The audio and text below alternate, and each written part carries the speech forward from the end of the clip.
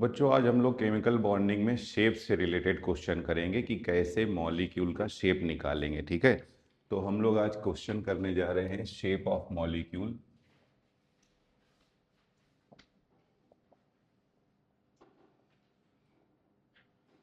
Molecule के shape के बारे में। इसमें शुरुआत में मैंने आपको कुछ चीज़ें बताई हैं कि कैसे हम लोग शेप निकालते हैं। यहाँ पे मैं फिर से बता रहा हूँ, हल्का सा ध्यान रखिए। कुछ ऐसी केसेस थे जिसमें केवल सिग्मा बॉन्ड आते हैं और कुछ केसेस में सिग्मा बॉन्ड के साथ साथ पाई बॉन्ड भी आता है, लोन पेयर भी आता है। तो बताया बेटा, अगर सिर्फ 2 सिग्मा बॉन्ड होगा तो यहाँ पे हम लोग शेप की बात कर रहे हैं। यहाँ शेप आ जाएगा लीनियर। इसके बाद अगर आपका 3 सिग्मा बॉन्ड आता है तो शेप आ जाएगा प्लेनर ट्रायंगुलर। इसके बाद है 4 सिग्मा में शेप होगा टेट्राहेड्रल। टेट्राहेड्रल, ठीक है। और इसके बाद नेक्स्ट है 5 सिग्मा, इसमें शेप होता है try angular. Try angular bi pyramidal, ठीक है। ये बेटा नोट कर लो तो तुम्हारे अभी यही काम आ जाएगा, ठीक है। और इसमें आ जाइए, फिफ्थ है 6 सिग्मा। 6 सिग्मा में शेप आ जाएगा ऑक्टाहेड्रल। ऑक्टाहेड्रल। फिर 7 सिग्मा। 7 सिग्मा में शेप होगा पेंटागोनल बाई पिरामिडल।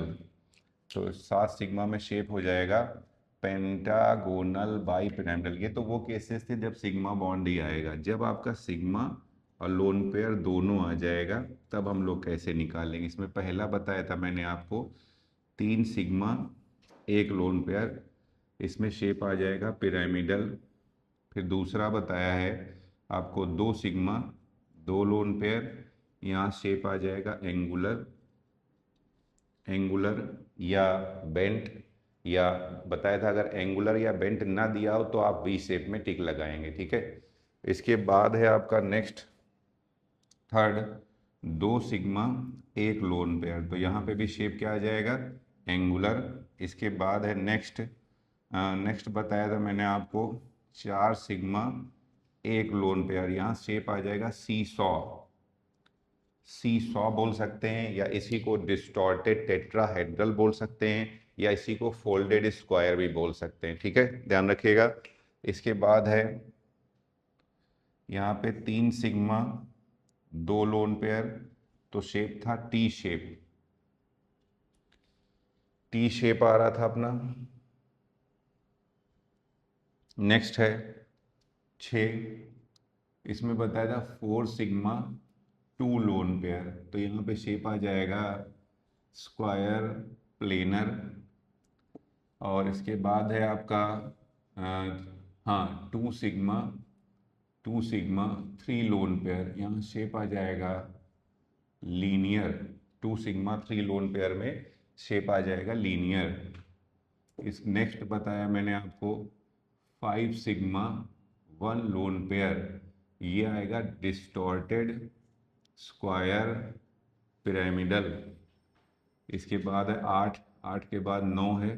9 बता दिया था 6 सिग्मा 1 लोन पेयर, तो डिस्टॉर्टेड ऑक्टाहेड्रल। Distorted octahedral.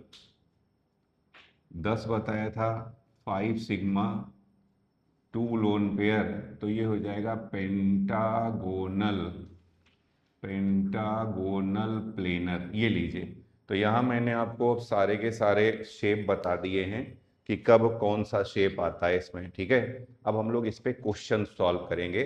तो मैं एक तरफ से सारे क्वेश्चंस लिखता हूँ, आप लोग सॉल्व करिए, फिर मैं भी सॉल्व कराता हूँ आपको, ठीक है।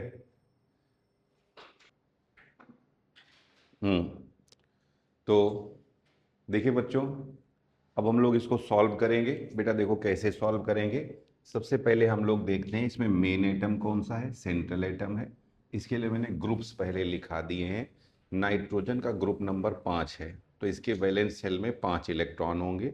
यहाँ पे एक प्लस चार्ज है, प्लस और माइनस को सेंट्रल एटम पर ही काउंट करेंगे।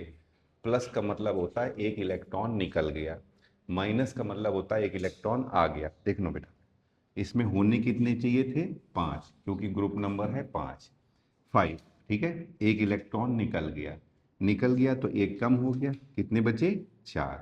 एक हाइड्रोजन के साथ एक सिग्मा बॉन्ड बनाने में एक इलेक्ट्रॉन खर्च होगा, तो 4 हाइड्रोजन के साथ कितने खर्च हो जाएंगे 4, 4 माइनस 4 बचे कितने 0, 0 का मतलब ये लोन पेयर आ गया, ये क्या आ गया इसका लोन पेयर। तो सिग्मा कितने आ रहे हैं बेटा यहाँ पे 4 सिग्मा, 4 सिग्मा 0 लोन पेयर। और अभी मैंने आपको बोलो बेटा 4 सिग्मा में शेप क्या बताया है टेट्राहेड्रल, तो यहाँ आंसर क्या आ जाएगा टेट्राहेड्रल, ठीक है। ऐसे करेंगे, ये सब हमने समझाया हुआ है पहले हाइब्रेशन में, ये आराम से आपको वीडियो में मिल जाएगा। अब आ जाओ बेटा दूसरा, देखो मैं सारे बता रहा हूँ, इसको सीखो, सिर्फ जवाब दो। ये देखो बेटा सब लोग देखिए, जो कर रहे हैं अच्छी बात है, जो नहीं कर रहे हैं वो भी देखें, जो कर लिया वो भी देखें। सेंट्रल एटम क्या दिख रहा है ऑक्सीजन, ऑक्सीजन में होने कितने चाहिए 6, यहाँ चार्ज कैसा दिख रहा है प्लस, तो 6 में से एक निकल गया, कितने बचे 5, 5 में से कितने खर्च हो गए 3, 3 तो बचे कितने 2। बेटा 2 का मतलब होता है एक लोन पेयर, समझे। तो यहाँ पे आ जाएगा 3 सिग्मा और ये हो जाएगा 1 लोन पेयर। बोलो बेटा अभी बताया मैंने 3 सिग्मा 1 लोन पेयर पे शेप क्या आ जाएगा पिरामिडल, बस ये हम लोग याद कर लेते हैं और इसको सीधे हम लोग का आंसर आ जाएगा, कोई मेहनत नहीं करनी पड़ेगी अब आपको। यहाँ आ जाइए, अब सेंट्रल एटम बोलो क्या दिख रहा है आयोडीन, आयोडीन में कितने होते हैं 7, एक प्लस का मतलब एक निकल गया, समझे। तो कितने बचे 6, तो यहाँ पे बचे 6, 6 में से चले गए 4, बचे कितने 2, तो 4 सिग्मा एक लोन पेयर, ठीक है बेटा। अब देखो इसमें सीरीज में 4 सिग्मा एक lone pair, 4 sigma 1 lone pair वाला क्या शेप आ जाता है सी सॉ, तो यहाँ पे शेप क्या हो जाएगा सी सॉ। ये लीजिए फिर से आ जाओ, सेंट्रल एटम क्या दिख रहा है आयोडीन, होते कितने 7, एक माइनस का मतलब कितने हो गए 8, 8 में से 8 में माइनस 4, कितने बचे 4, तो यहाँ पे क्या आ जाएगा 4 सिग्मा, ये क्या हो जाएगा 2 लोन पेयर, ठीक है। तो 4 सिग्मा 2 लोन पेयर में देखो क्या बताया सर ने स्क्वायर प्लेनर, तो यहाँ शेप आ जाएगा स्क्वायर प्लेनर। अब सुनो बेटा, अभी मैंने आपको फाइनल शेप बनाना सिखाया नहीं, पूरा स्ट्रक्चर बनाना नहीं सिखाया है। तो जब भी ऑक्सीजन साइड एटम आ जाए तो उसे 2 बॉन्ड से जोड़ देंगे, एक सिग्मा और एक पाई। नाइट्रोजन साइड एटम आ जाए तो 3 बॉन्ड से जोड़ देंगे, एक सिग्मा और 2 पाई। सल्फर साइड एटम आ जाए तो 2 बॉन्ड से जोड़ेंगे, एक सिग्मा और एक पाई। इसके लिए रफ स्ट्रक्चर बनाना होगा, ठीक है। रफ का मतलब सीधे बना देंगे, अभी हम लोग कोऑर्डिनेट बॉन्ड हमने नहीं सिखाया, उसका ध्यान नहीं देंगे, ठीक है। तो यहाँ आ जाओ, साइड एटम क्या है ऑक्सीजन, तो रफ स्ट्रक्चर बनाएंगे, दोनों ऑक्सीजन को रफली जोड़ देंगे 2-2 बॉन्ड से, ठीक है। एक सिग्मा एक पाई, ये सिग्मा ये पाई। सल्फर के वैलेंस शेल में होते हैं 6, क्योंकि इसका ग्रुप नंबर है 6, ठीक है। 6 में से 1 2 3 4, 4 खर्च हो गए तो कितने बचेंगे 2, सिग्मा कितने आ रहे हैं 2, 2 सिग्मा, लोन पेयर कितना आ रहा है 1 लोन पेयर, तो 2 और 1 जोड़ बेटा, ये देखो 2 sigma 1 lone pair, 2 sigma 1 lone pair में शेप क्या आ जाता है एंगुलर, तो यहाँ शेप आ जाएगा एंगुलर शेप आ जाएगा, ठीक है। यहाँ आ जाओ, फिर से साइड एटम ऑक्सीजन आ रहा है, जब भी साइड एटम इन तीनों में से कोई भी आएगा तो रफ स्ट्रक्चर जरूर बनाएंगे। तो ये लीजिए रफली हमने तीनों ऑक्सीजन को जोड़ दिया। बोलो बेटा सल्फर में वैलेंस शेल में कितने थे 6, कितने खर्च हो गए पूरे 6 खर्च हो गए, sigma pi sigma pi sigma pi, ठीक है। तो यहाँ पे कितने सिग्मा आ रहे हैं 3 सिग्मा, 3 सिग्मा में शेप क्या हो जाएगा प्लेनर ट्राइंगुलर, तो यहाँ पे शेप आ जाएगा प्लेनर ट्राइंगुलर, ठीक है। अब आ जाइए यहाँ पे, ये है आपका NO2, NO2 minus, central atom क्या दिख रहा है नाइट्रोजन, कितने इलेक्ट्रॉन होते हैं 5, 5 में एक और आ गया, कितने हो गए 6। चलिए रफ स्ट्रक्चर बना देते हैं हम लोग इसका, ये लीजिए 6 से काउंटिंग चालू करिए, सिग्मा पाई 4 खर्च हो गए, 2 बचे, तो 2 सिग्मा 1 लोन पेयर, शेप क्या आ जाएगा इसका एंगुलर, 2 सिग्मा 1 लोन पेयर पे शेप आ जाता है एंगुलर। यहाँ आ जाइए NO2 प्लस, फिर से सेंट्रल एटम क्या दिख रहा है नाइट्रोजन, कितने इलेक्ट्रॉन होते हैं 5, एक निकल गया, कितने बचे 4। तो ये देखो बेटा 4 से काउंटिंग चालू करिए, यहाँ 4 हैं, सिग्मा पाई 4 माइनस 4 बचे 0, यहाँ पे आ जाएगा 2 सिग्मा 0 लोन पेयर। 2 सिग्मा में शेप देखो बच्चों, 2 सिग्मा में शेप क्या मैंने बताया है लीनियर, तो यहाँ शेप आ जाएगा लीनियर। फिर से आ जाइए NO3 माइनस, ठीक है, नाइट्रेट आयन, सेंट्रल एटम क्या दिख रहा है, नाइट्रोजन। कितने इलेक्ट्रॉन होंगे वैलेंस शेल में, 5। एक माइनस का मतलब एक और आ गया, तो कितने हो गए, 6 हो गए, ठीक है। तो ये देखो बेटा 6 हो गए। ये देखिए अब 6 से काउंटिंग चालू करेंगे, 1 2 3 4 5 6, सारे के सारे खर्च हो गए। कितने सिग्मा आ रहे हैं, 3 सिग्मा। 3 सिग्मा में शेप क्या हो जाएगा, प्लेनर ट्राइंगुलर। ये शेप आ जाएगा प्लेनर ट्राइंगुलर। ये है कार्बोनेट आयन, ध्यान रखिएगा। 1 2 3, कार्बन पे कितने इलेक्ट्रॉन होते हैं, 4। 2 और आगे तो कितने हो गए, 6। खर्च कितने हो गए, 6। बचे कितने, 0। तो यहाँ आ जाएगा 3 सिग्मा। 3 सिग्मा में शेप क्या हो जाएगा, प्लेनर ट्रायंगुलर शेप हो जाएगा, ठीक है। अब आगे आ जाइए CH2। बेटा अभी बताया था अगर इनमें से कोई भी आ जाए, ऑक्सीजन, सल्फर या नाइट्रोजन, तो तुरंत ही रफ स्ट्रक्चर बनाओगे। साइड एटम को देख करके बॉन्ड बनाओगे। साइड एटम क्या है, सल्फर। सल्फर 2 बॉन्ड बनाता है, सल्फर 2 बॉन्ड बनाता है। ये देखिए 2 बॉन्ड बनाता है। यहाँ पे कितने इलेक्ट्रॉन है, 4। 1 2 3 4, समझे, सारे चारों चारों चारों खर्च हो गए। तो यहाँ पे क्या आ जाएगा, 2 सिग्मा। 2 सिग्मा में शेप क्या आ जाएगा, लीनियर आएगा। फिर से देखो बेटा, यहाँ पे हमने क्या कहा था, साइड एटम को देख के बॉन्ड बनाएंगे। नाइट्रोजन 3 बॉन्ड बनाएगा तो हाइड्रोजन 1 बॉन्ड बनाएगा, ठीक है। यहाँ 4 थे, 4 के चारों खर्च हो गए। ये देखिए 1 2 3 4, तो 0 लोन पेयर, 2 सिग्मा, शेप आ जाएगा लीनियर। यह है सल्फाइट। सल्फाइट, सल्फाइट आयन है ये। यहाँ पे देखिए इसमें 6 इलेक्ट्रॉन होते हैं। 6 में 2 और आ गए, कितने हो गए बेटा, 8 हो गए, 8 हो गए। यहाँ पे सबको जोड़ देंगे, ये लीजिए, ठीक है, रफली ऐड कर दिया। Sigma pi sigma pi sigma pi, ठीक है। यहाँ पे 8 माइनस 6 कितने बचे, 2। तो यहाँ पे 3 सिग्मा 1 लोन पेयर। बेटा देखो अभी बताया था 3 सिग्मा 1 लोन पेयर में शेप क्या हो जाता है इसका, पिरामिडल। तो यहाँ पे शेप हो जाएगा पिरामिडल, पिरामिडल शेप आ जाएगा। यहाँ पे सल्फर, सल्फर में कितने होते हैं, 6। 2 और आगे कितने हो गए, 8।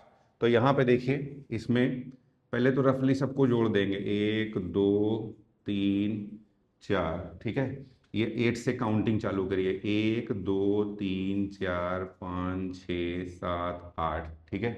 तो पूरे 8 माइनस 8 0, 4 सिग्मा, शेप क्या हो जाएगा, टेट्राहेड्रल शेप आ जाएगा, ठीक है। अब नेक्स्ट पे आ जाइए। सेंट्रल एटम आपको क्या दिख रहा है, क्लोरीन। क्लोरीन के वैलेंस शेल में कितने इलेक्ट्रॉन होते हैं, 7। एक और आ गए तो कितने हो गए, 8। रफ स्ट्रक्चर बनाएंगे, 8 से काउंटिंग चालू करिए। 7 था, यहाँ पे 8 थे, खर्च हो गए 1 2 3 4 5 6। तो ये बचेंगे आपके 2। तो 3 सिग्मा 1 लोन पेयर, शेप क्या हो जाएगा, पिरामिडल।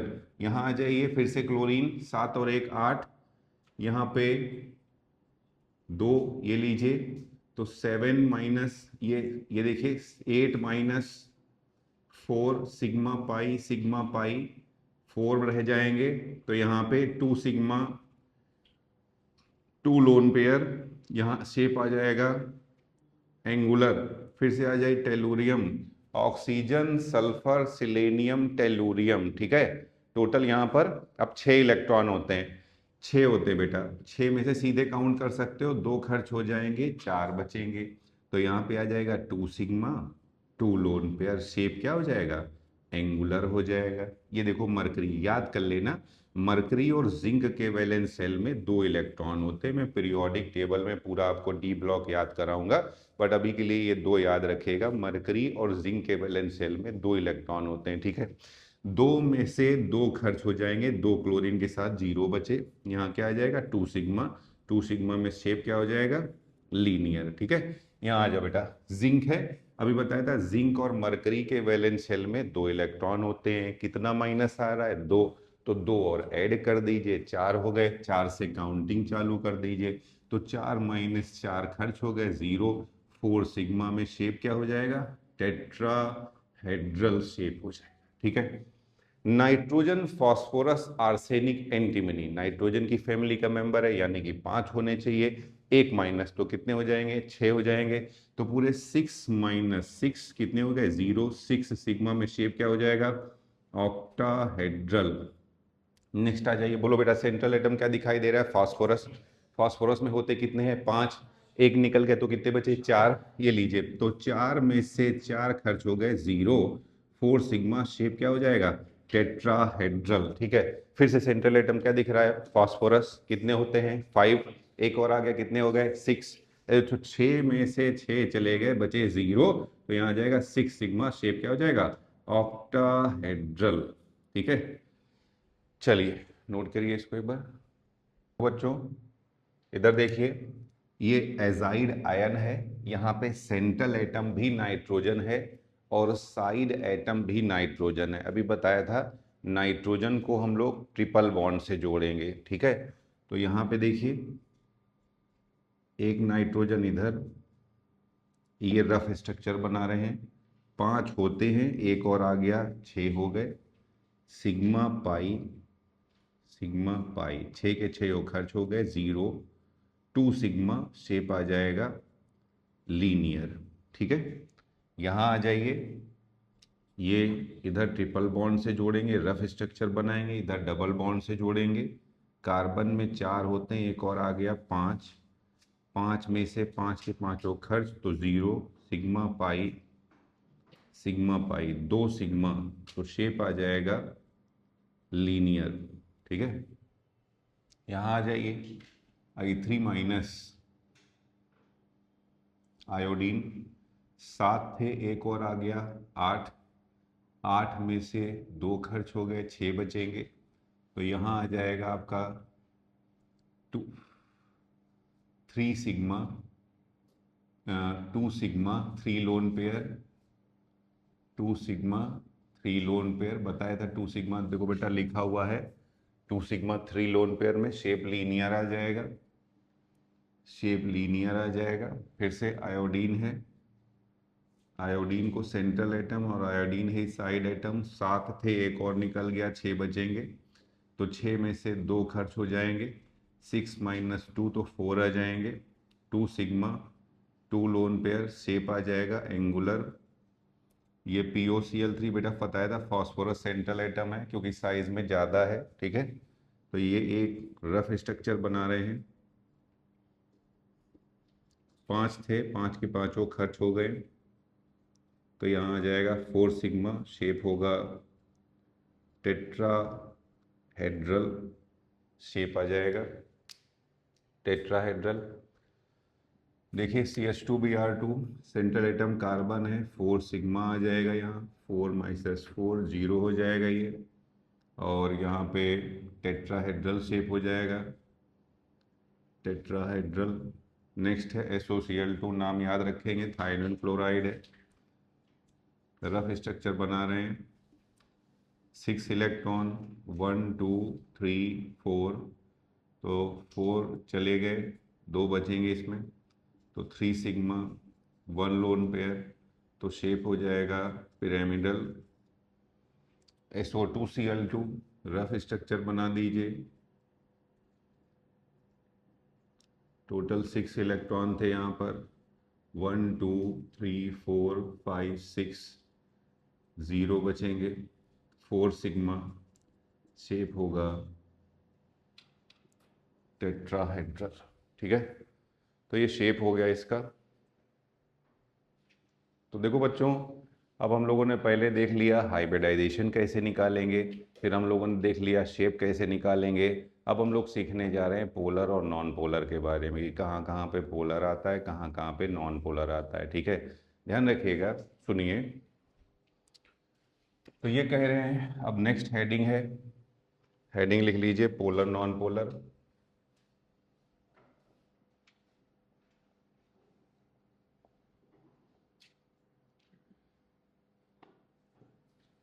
पोलर नॉन पोलर, तो बोल रहे हैं बेटा, सबसे पहले तो हम लोग पोलर और नॉन पोलर बॉन्ड देख लेते हैं। तो यहाँ पे देखिए, बोल रहे हैं मान लीजिए ये 2 एटम हैं, एक ये एक है A है, दूसरा B है, इनके बीच में इलेक्ट्रोनेगेटिविटी डिफरेंस है। मान लीजिए इनके बीच में कोई इलेक्ट्रोनेगेटिविटी डिफरेंस है। इनकी इलेक्ट्रोनेगेटिविटी अलग अलग है। Let electronegativity of A greater than B, A की इलेक्ट्रोनेगेटिविटी बी से ज़्यादा है। हमने ये कंडीशन ले ली है, पहली कंडीशन, ठीक है। तो उस केस में बेटा एक बॉन्ड में जो दो इलेक्ट्रॉन होते हैं इनको कहते हैं बॉन्ड पेयर। बॉन्ड पेयर, तो बॉन्ड पेयर जो ज़्यादा इलेक्ट्रोनेगेटिव है वो बॉन्ड पेयर को अपनी ओर अट्रैक्ट करेगा। तो ये बॉन्ड पेयर को ए अट्रैक्ट करेगा, जिससे ए के ऊपर पार्शियल निगेटिव चार्ज आ जाएगा और बी के ऊपर पार्शियल पॉजिटिव चार्ज आ जाएगा, ध्यान रखिएगा, ठीक है।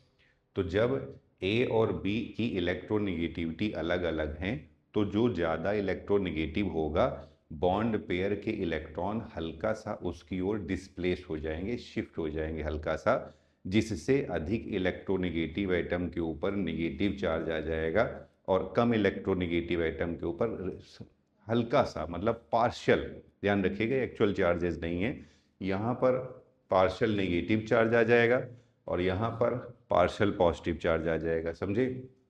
तो अब इस बॉन्ड को, अब ये जो बॉन्ड है इसको हम लोग बोलेंगे polar covalent, polar covalent bond बोलेंगे। और इस समय इस पर्टिकुलर ये जो मॉलिक्यूल है, ये मॉलिक्यूल भी पोलर मॉलिक्यूल हो जाएगा। इस मॉलिक्यूल को हम लोग पोलर मॉलिक्यूल मान लेंगे, ठीक है ही पोलर मॉलिक्यूल। तो दूसरा, ये तो फर्स्ट है। सेकेंड बोल रहे हैं कि अगर ए और बी ये दो हैं, इनकी electronegativity of A almost equal to B या इक्वल टू बी, तो इनके बीच में इलेक्ट्रोनेगेटिविटी डिफरेंस, इनके इलेक्ट्रोनेगेटिविटी का जो डिफरेंस होगा, अंतर होगा, इसको बोलेंगे END, इलेक्ट्रोनेगेटिविटी डिफरेंस, ये हो जाएगा 0। तो यहाँ पर इनका इलेक्ट्रोनेगेटिविटी डिफरेंस जो है ये 0 हो जाएगा, ठीक है। अब ये जो बॉन्ड पेयर के इलेक्ट्रॉन हैं ये ना ही ए की ओर शिफ्ट होंगे ना ही बी की ओर शिफ्ट होंगे। अब इस बॉन्ड को बोलेंगे नॉन पोलर बॉन्ड, इस पर्टिकुलर मॉलिक्यूल को हम लोग नॉन पोलर मॉलिक्यूल बोलेंगे। तो ये जो बॉन्ड है इस बॉन्ड को बोलेंगे नॉन पोलर बॉन्ड, और ये जो मॉलिक्यूल है इसे नॉन पोलर मॉलिक्यूल बोलते हैं, ठीक है। बोले बेटा अगर इलेक्ट्रोनेगेटिविटी डिफरेंस काफ़ी ज़्यादा हो जाए तो इलेक्ट्रॉन की कंप्लीट शिफ्टिंग हो जाएगी और वहाँ पे आयनिक बॉन्ड बन जाएगा, ध्यान रखिएगा। If electronegativity difference is very high,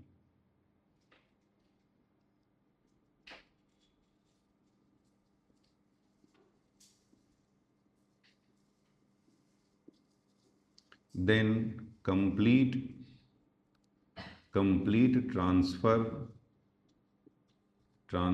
of electron occurs and ionic bond form, तब आयनिक बॉन्ड बनेगा, ठीक है। दूसरा नेक्स्ट है, फिर बोल रहे हैं बेटा ये पोलर और नॉन पोलर को और ठीक से समझने के लिए यहाँ पर बोल रहे हैं एक और टर्म आ जाता है, डाइपोल मोमेंट आ जाता है। अगर कहीं पे डाइपोल मोमेंट है तो वो पोलर मॉलिक्यूल होगा और अगर डाइपोल मोमेंट नहीं है तो वो नॉन पोलर मॉलिक्यूल होगा। मॉलिक्यूल नॉन, बेटा देखिए किसी मॉलिक्यूल में अगर पोलर बॉन्ड है तो वो जरूरी नहीं है कि मॉलिक्यूल भी पोलर हो। और समझ रहे हैं ना, ध्यान रखिएगा, मॉलिक्यूल पोलर तब ओवरऑल मानते हैं जब उसमें एक रिजल्टेंट डाइपोल मोमेंट आ रहा हो, ध्यान रखिएगा।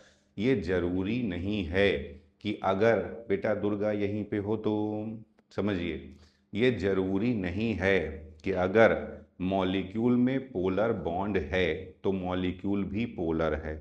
मॉलिक्यूल नॉन पोलर भी हो सकता है, ध्यान रखिएगा। मॉलिक्यूल पोलर है या नॉन पोलर है, ये डिपेंड करेगा उसके नेट डाइपोल मोमेंट पे। अगर डाइपोल मोमेंट आएगा तो वो पोलर होगा, डाइपोल मोमेंट नहीं आएगा तो वो नॉन पोलर होगा।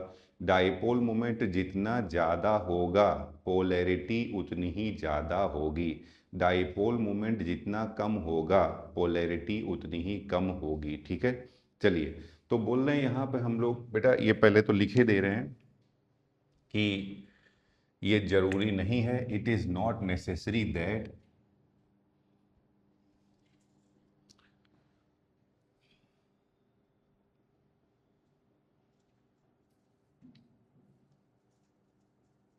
नेसेसरी लिखा है, it is not necessary that if a molecule have या has polar bond then overall complete molecule is also polar. Polarity of molecule can be find out on the basis of resultant dipole moment. तो हम लोग यहाँ पे अब बात करने जा रहे हैं डाइपोल मोमेंट की। ठीक है बेटा, देखो डाइपोल मोमेंट, इसको हम लोग पहले तो म्यू से रिप्रेजेंट करते हैं। ठीक है, क्या होता है, मान लीजिए ये दो पॉइंट चार्जेस हैं, ये आपके पॉइंट चार्जेस हैं, इनके ऊपर चार्ज Q है, ये इनके बीच की डिस्टेंस है, मान लीजिए ये डिस्टेंस D है या L है, जो भी ले लें। तो बोल रहे हैं डाइपोल मोमेंट का फॉर्मूला होता है डाइपोल मोमेंट इक्वल टू एक चार्ज इनटू दोनों चार्ज के बीच की डिस्टेंस। ध्यान रखिएगा, इसका फॉर्मूला है charge into distance between charges, distance between charges. ठीक है बेटा, यहाँ पर हम लोग जो डाइपोल मोमेंट अगर ड्रॉ करेंगे, वेक्टर ड्रॉ करेंगे, तो जो ज़्यादा इलेक्ट्रोनिगेटिव एटम होता है, अभी बताया ज़्यादा इलेक्ट्रोनिगेटिव एटम खींचता है ना इलेक्ट्रॉन पेयर को अपनी ओर, तो कम इलेक्ट्रोनिगेटिव से ज़्यादा इलेक्ट्रोनिगेटिव एटम की ओर ड्रॉ करेंगे। याद रखिएगा डाइपोल मोमेंट एक वेक्टर क्वांटिटी है, तो डाइपोल मोमेंट वेक्टर है, यानी कि इसकी एक पर्टिकुलर डायरेक्शन होगी। यहां हम लोग अब बात करेंगे इसकी यूनिट के बारे में। बेटा अगर आप बात देखो इसकी यूनिट, तो पहले हम लोग बात करते हैं MKS यूनिट। ठीक है,